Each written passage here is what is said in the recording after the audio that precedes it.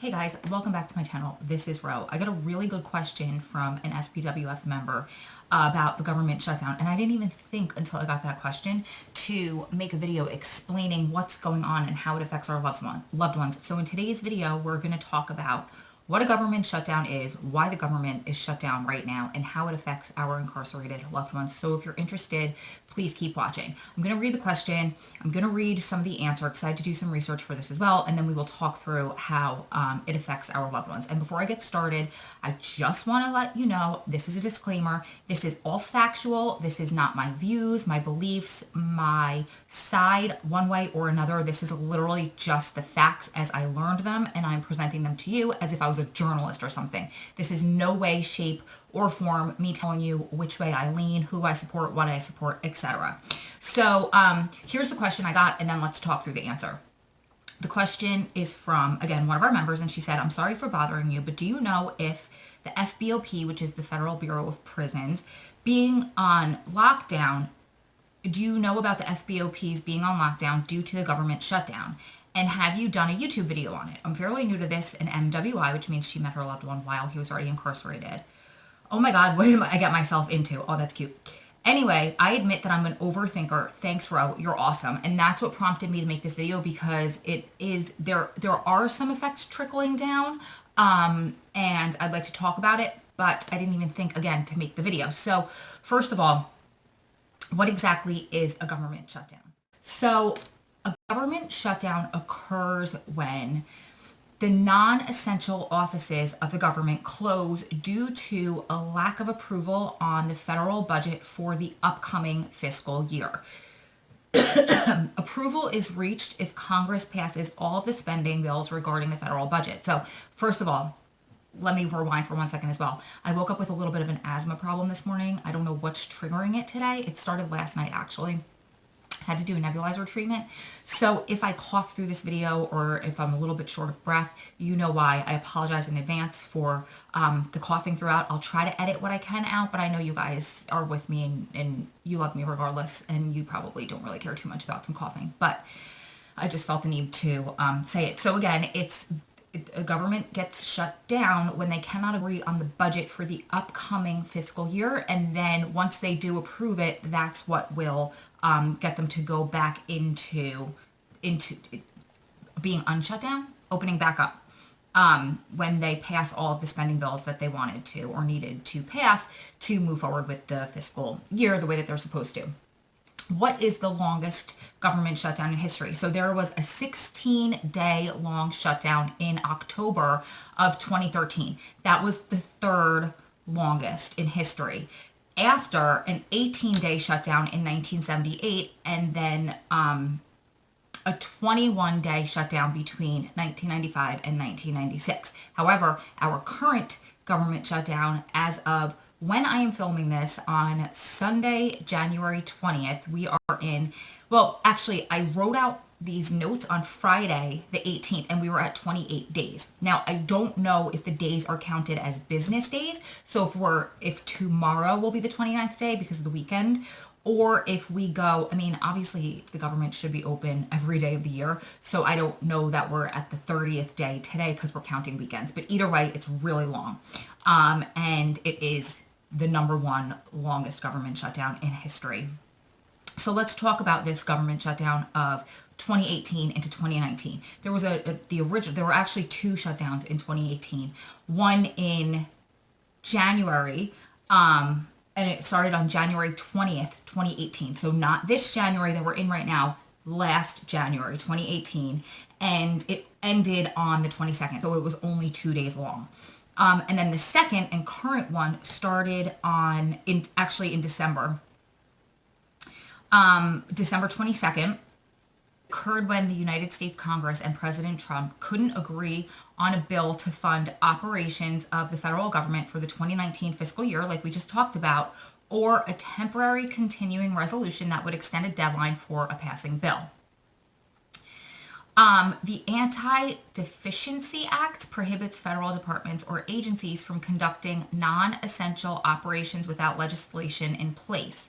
So as a result, 9 executive departments with around 800,000 employees had to shut down partially or in full, which is affecting about 1/4 of government agencies. So 800,000 employees are potentially being affected by this shutdown. The shutdown actually stemmed from Trump's $5.6 billion in federal funds for a U.S.-Mexico border wall. In December 2018, the Republican-controlled Senate unanimously passed a bill without wall funding.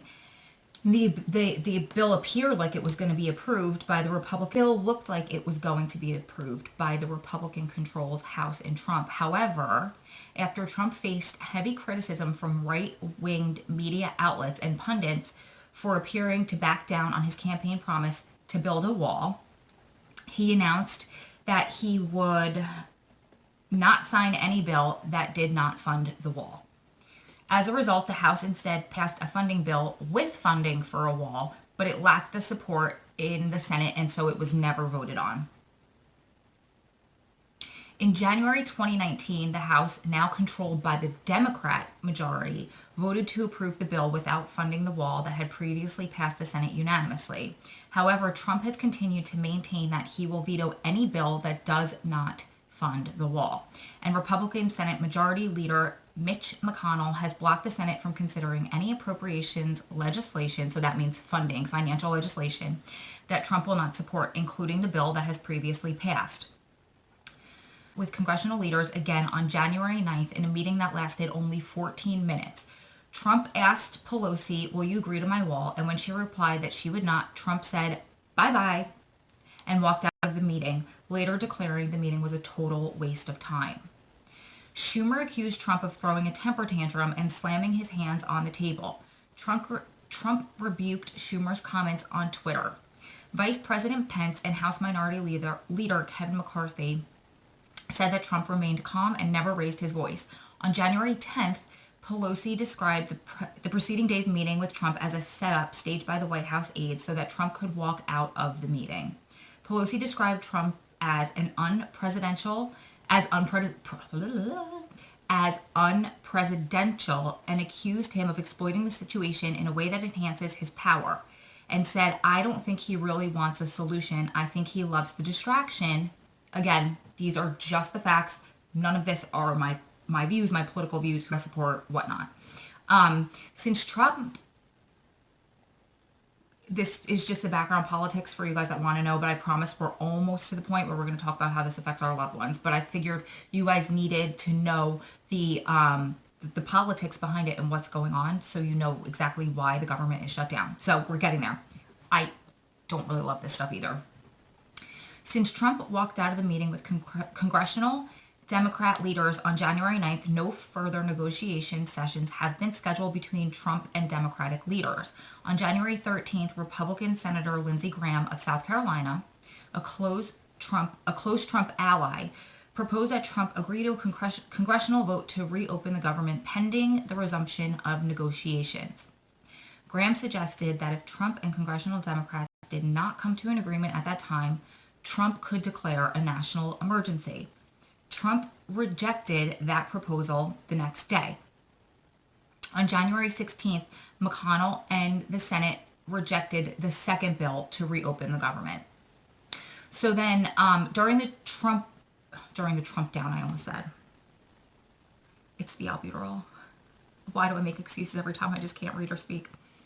During the shutdown, Trump repeatedly threatened to declare a national emergency, to unilaterally order wall construction without congressional authorization. So what he's saying is, like, it's a national emergency. I'm going to do what I want because I'm the president and I don't need you guys behind me to do it. A Yale Law School professor wrote that the declaration of a national emergency to build a wall, as Trump suggested, would be unconstitutional and it would be illegal. Other legal scholars believe that Trump could make a colorable argument that diverting military construction appropriations funding for border wall construction is legal, but that doing so would be an abuse of power. So basically, some think that it's legal, some think it's not. People can argue both sides, but either way, it is an abuse of his power if he moves forward and does that. So how does this affect people who work for the government? So for normal work days, about 400,000 federal employees were expected to be furloughed out of the 800,000 working for the affected agencies. So 800,000 people are affected, but 400,000 I should say, half of them are expected to be furloughed. Okay, so these employees are expected to report to work without pay.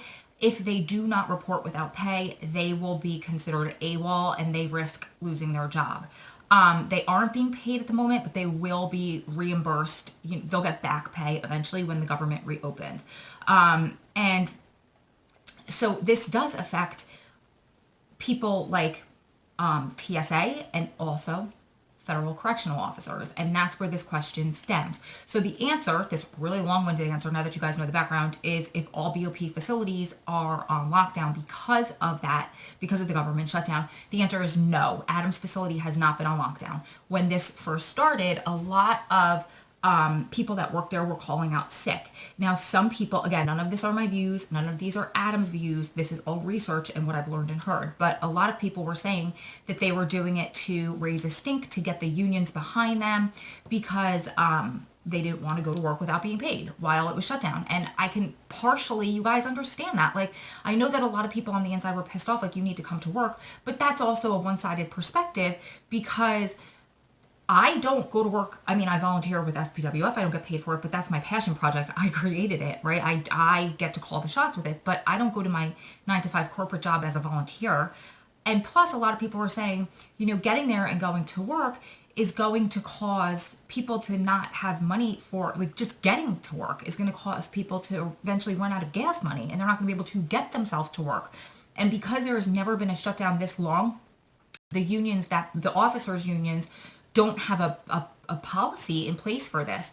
So, I guess it's a catch-22 when you work in these types of jobs. Like, it's something that could happen.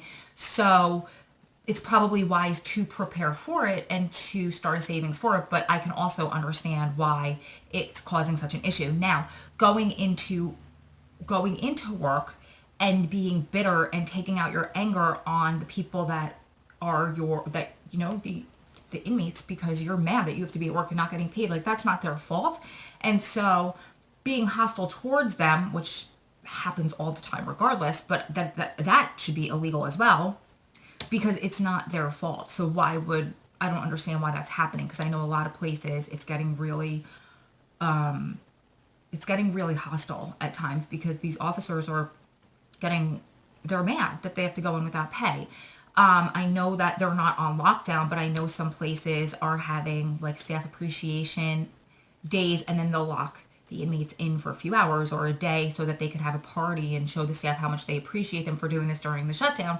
And some views are they're just doing their job, like this is part of the job. So why are we honoring them and throwing them parties with what money, by the way? But I honestly have no idea.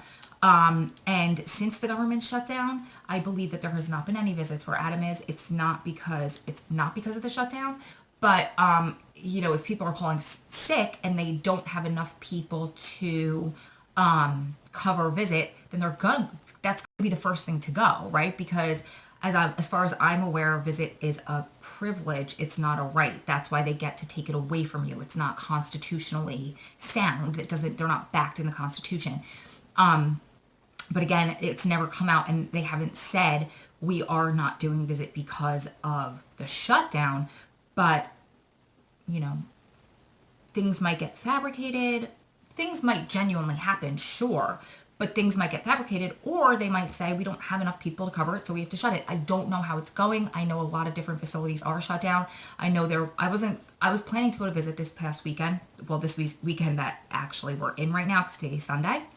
But the weather stopped me. That was my first reason for not going, because it snowed here Thursday. So Friday morning I woke up to snow. I wouldn't have been able to drive. And then it snowed overnight yesterday. And now it's like slushy, and it's supposed to drop to single digits later this afternoon. So just getting there from here and getting home would have been horrible.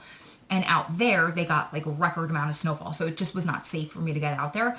So I made my decision, I believe, Wednesday, maybe Thursday. But then I believe I made my decision on Wednesday, and by Thursday they had canceled visit anyway, so I would not have been able to go even if I wanted to. So I know that places are closing or shutting down, or are shutting down visits. They're not supposed to be locking down inmates. Like, they are supposed to be reporting into work, and they're supposed to be working business as usual. And the only thing different is that they're not getting their paychecks the timely manner that they're supposed to be getting paychecks. They're getting their paychecks when the government opens back up, in hindsight. Like, they're going to get it reimbursed. And I partially feel bad for them, but it's partially like, now you know how we feel. The government operates very, very, very, very, very slowly. So who knows how long it's going to take for them to actually get paid, which I do feel bad about, because I know if I was in that position, I would either be maxing out a credit card or walking to work. I mean, honestly, like, I don't know how I'd be eating or paying my bills. Maybe taking out a loan. I live paycheck to paycheck, just like I'm sure a majority of you guys. So I do feel somewhat bad for them. I do. However, I do not feel bad for people who are coming in and taking it out on the wrong people. That's not right. So if you guys have experienced anything as far as backlash or bitterness or lockdowns that are unnecessary because of the shutdown, please comment below. Also, if you're in the state system, I'd love to know if anything has affected you. Technically, it shouldn't, because you're being paid, your employees are being paid by the state that you live in, not the federal government. But I'm just curious if it's trickled down anywhere. And I believe that's it. So I will keep you guys updated. As of Friday, I caught maybe 20 seconds of the news as I was walking out of the house to go pick up something. And I heard that they were trying to come to some sort of a resolution to get it over with by Monday, tomorrow. But then, like, the last thing I heard before I shut the door to go out was that, like, Trump's refusing it, so it might last a little longer. Some people were saying, some news articles were reporting it could last anywhere from like 3 months to over a year. Now, I truly, honestly believe that they're not going to let it last that long, because